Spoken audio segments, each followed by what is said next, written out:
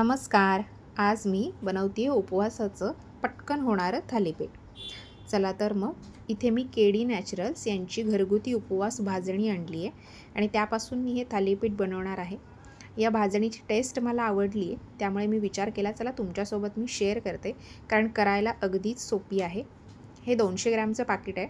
यामध्ये छोटी केलीत तर 5 ते 6 थालीपीठं तयार होतात आणि मोठी केली तर एक 3 ते 4 थालीपीठं आरामात होतात.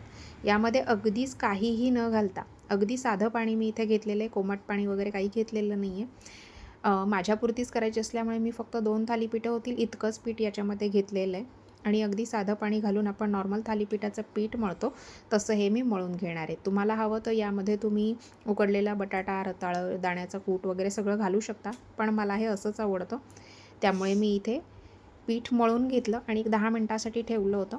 आता ते मी थापून घेणार आहे. तवा मी तापायला ठेवलेला आहे.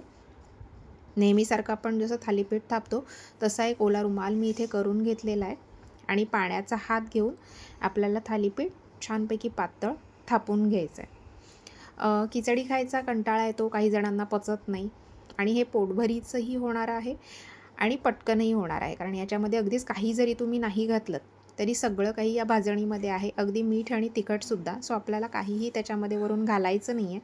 फक्त भाजणी घेऊन आपल्याला रेग्युलर थालीपीठासारखं पीठ मळून थालीपीठ थापून घ्यायचं आहे. त्यामुळे अगदी पटकन होते आणि चव अतिशय सुंदर आहे. तूप टाकून हे थालीपीठ इथे मी दोन्ही बाजूनी छानपैकी भाजून घेणार आहे.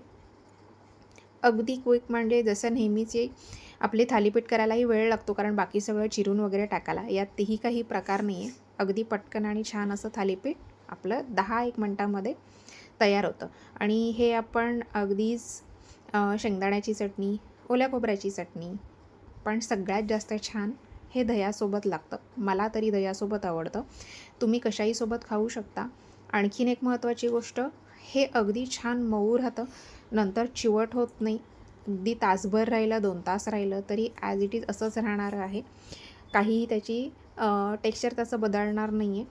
त्यामुळे तुम्हीही नक्की ही भाजणी घेऊन त्याचं थालीपीठ करून बघा आणि कसं झालं आहे हे मला कमेंटमध्ये सांगायला विसरू नका. अशा प्रकारे मी याची दोन्ही थालीपीठं करून छानपैकी तुपावर भाजून घेतलेली आहेत. अगदी 10 मिनटामध्ये आरामात ही तयार झालेली आहेत. विकतची भाजणी तर आपण नेहमीच आणतो, पण ही घरगुती भाजणी असल्यामुळे याच्यामध्ये राजगिरा आहे, वरई आहे, साबुदाणा आहे, तिखट, मीठ सगळंच आहे. तुम्हाला हवं तर तुम्ही हिरवी मिरची, जिरं वाटूनही याच्यात घालू शकता. अशा प्रकारे आपली थालीपीठं तयार झालेली आहेत. रंगही छान आहे. अगदी थोडं तिखट, म्हणजे सगळे अगदी लहान मुलंही खाऊ शकतील इतपत तिखट आहे. वरून काहीही घालण्याची आपल्याला गरज लागत नाही. अगदीच तुम्हाला हवं असेल तरच तुम्ही याच्यात तिखट, मीठ घालू शकता. मिठाची तर गरज लागणार नाही. अशा प्रकारे आपली थालीपीठं तयार झालेली आहेत आणि ही दह्यासोबत आता मी संपवणार आहे. सो उपवासासाठी अगदीच छान पोटभरीचा हा प्रकार आहे. तुम्ही नक्की करून बघा आणि कसं झालं हे मला सांगायला विसरू नका. आणि आवडली तर चॅनलला लाईक, शेअर, सबस्क्राईब नक्की करा. चला तर पुन्हा भेटूया अशाच एका नवीन रेसिपीसह.